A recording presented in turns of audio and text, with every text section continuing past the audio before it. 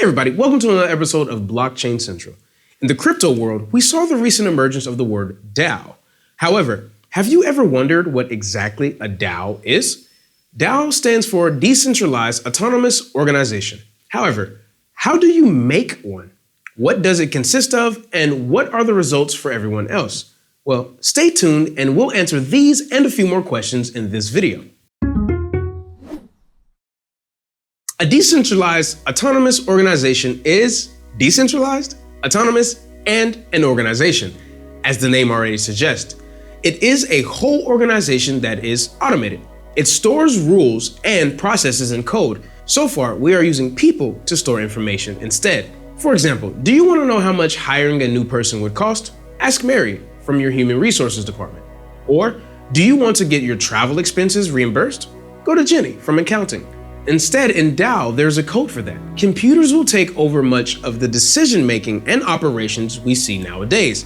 The final control, however, is still with humans, the shareholders.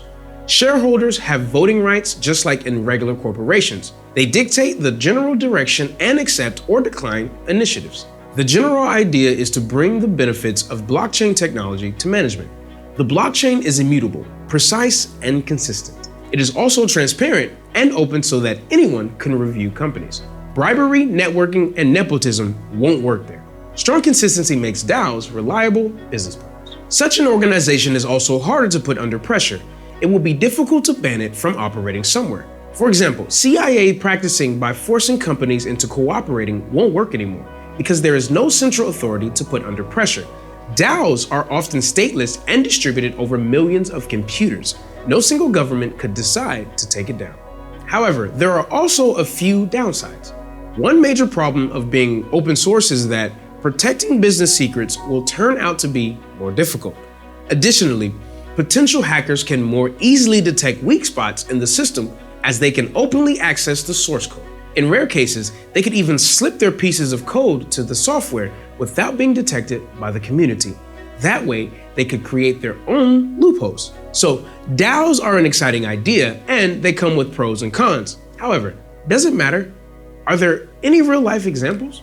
Here are two notable ones. The first example is Dash, an open source cryptocurrency. In fact, it was the first DAO.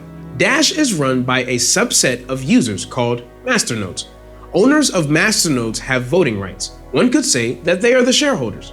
They vote on new proposals that concern the future of the organization. Masternodes even get a dividend, which is 45% of all newly created Dash. However, there is no central authority other than these masternodes. For a DAO, Dash is also very complex. 10% of all newly created Dash coins go to the treasury. This treasury is then watched over by the DAO. Anyone can submit ideas on how to spend this money. Specific rules determine how an idea gets approved by the shareholders. Only then specific people can work on the ideas. The approval also unlocks the funding required. Besides, Dash is well known for one of its privacy features called PrivateSyn. PrivateSyn enables Dash users to pay anonymously. Hence, Dash is also seen critically as its privacy feature is considered beneficial for illegal transactions. The other well-known DAO is called the DAO. It was a form of investor-directed venture capital fund founded in 2016 that got famous for its failure. In its ICO, the DAO collected a staggering 150 million.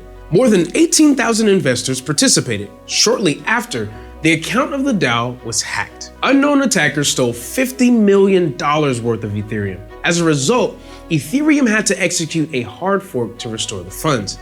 That is why we now have Ethereum and Ethereum Classic. Ethereum is the version where the hack was erased. Investor support subsided after the incident. The event has been a famous example of how fragile DAOs can be to certain attacks.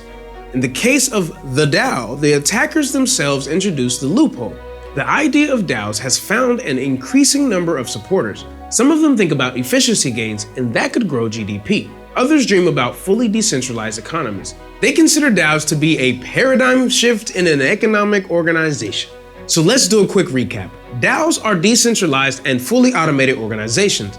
They function just like the traditional organizations. The only difference is that they have computers instead of managers. Thanks to blockchain technology, they offer a wide array of advantages. Overhead costs could be avoided and speed increased. However, the idea comes with downsides. Attackers can rather easily scan the code base for loopholes. That's it for this episode of Blockchain Central, but before you go, please note that this content does neither represent financial, legal, or tax advice, nor is it supposed to be understood or interpreted as solicitation to buy or sell any securities, coins, or tokens. If you like this video, make sure to hit the like button, and don't forget to subscribe to Blockchain Central to never miss a beat. Happy investing.